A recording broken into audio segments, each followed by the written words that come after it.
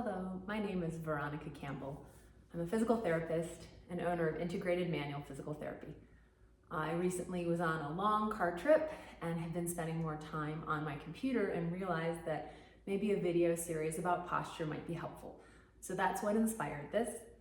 I'm going to break it into sections. So this first section, we're going to be talking specifically about the neck or the cervical spine and the relationship to posture and sitting, and some tools to hopefully help you break up those habits of becoming slouched and compressed like we are so much today. We spend so much time driving, sitting, working on the computer, on our phones, and everything's pulling us into this very front tension. And so we'd like to give you a few tools and ideas that might help you feel better. So the first one, I have this little workspace I'm working with. And what I notice is that this is a little bit low for me. And so I have a tendency to slouch and want to look forward, especially for those of you who wear glasses or readers, as I'm starting to need now. I'll find myself doing this. So if you can, find something creative to make sure, especially if you're working in a home environment or an environment where it's not your normal, you can have something that sets up a little bit higher so you're looking more at it and can work here.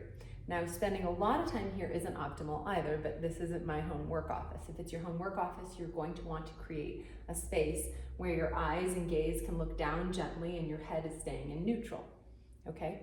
So for the sake of this, if I end up finding myself here again, there's an exercise that I love to do, and I'm gonna show it from the side and from the front.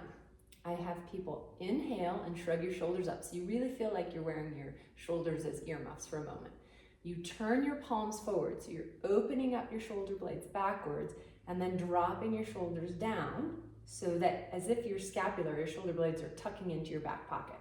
Now what you'll notice here is my chest and sternum wants to lift up and my head may want to go forward.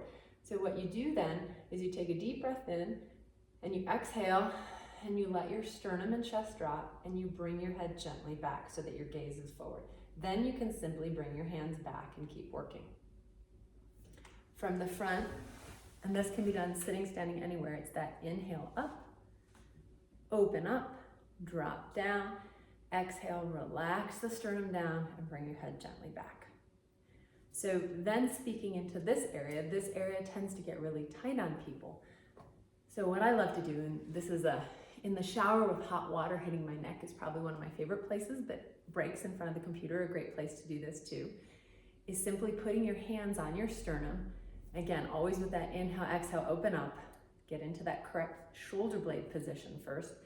Exhale, drop your sternum down so that you're anchored. So my hands are in and anchored. I feel my skin, my muscles, my bone, I'm anchoring this down.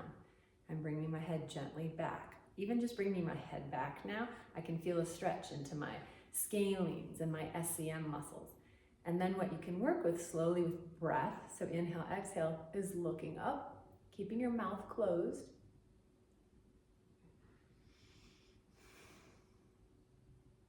And letting that really stretch the front. And then playing with angles. You might play with a side angle, you might add a little rotation that helps get all the different little muscle fibers in your neck. Another piece you can do, and this is a nice challenge, is can you go into that stretch with your mouth closed and swallow? Whatever angle your head is at, where you can keep your mouth closed and swallow, shows you how much neck tension. So ideally, you should be able to go up higher, have your mouth closed, and swallow. And so you can play with where that challenge point is and start to notice how much this compression is affecting your vocal cords, your breath, your neck, and maybe contributing to headaches and other things, which I'll do another section for eye strain and headaches coming up. So refer to that video for that. One other piece that's really nice and important to break up sitting posture is the chin tuck, which is an exercise you can watch the whole other video where you're working with that same alignment of bringing yourself into that shoulder blade posture first, head comes back, you're lengthening, so it's as if you're sitting up tall and then giving yourself light resistance. And that just creates some stability for the deep cervical stabilizing muscles. So hopefully that helps with some ideas for specifically this neck region, but again, know it's all connected. So we'll talk a little bit about the thoracic and lumbar spine as well.